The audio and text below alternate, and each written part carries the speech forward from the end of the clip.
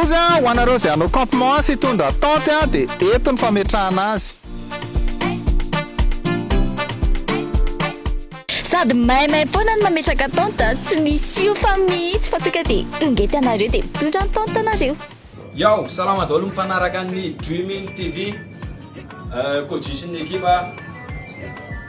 Misy an'le hetsika tahaka ny mahazatra isa-taona eny Ambohimanamboly eny amin'ny Bateau Beach eny lady mipaka sy latsinainy mipaka tonga dia fety be misy trano afakatoriana eny rehetrarehetra misy eny dia anisany mandray anjara ao anatin'izay ny groupe Koji ho avy masika amin'ilay be eny zay mpiandia amin'ny faharoa ambin'ny folo.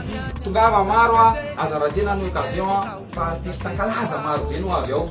Sur yo. Itanireri famtempo aminao.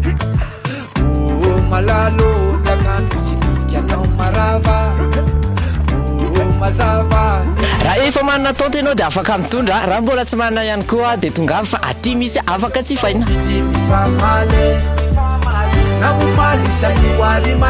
Afaka tsy mody mihitsy ianao mandritra ny 10 full party andian'ny faharoa ambin'ny folo io izany hoe ny faharoapolo sy ny faha-raika amby roapolo ny volana aprilo avy izao ny alahady sy ny alatsinainy paska dia ety misy toerana afaka hipetrapetrahana sy atoritoriana ety amin'ny Bateau Beach Ambohimanamboly misy an'izany 10 full party izany tandremy sao dia ianao arany pareo Nilatany fitiavako anao.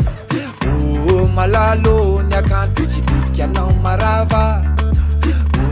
Mazava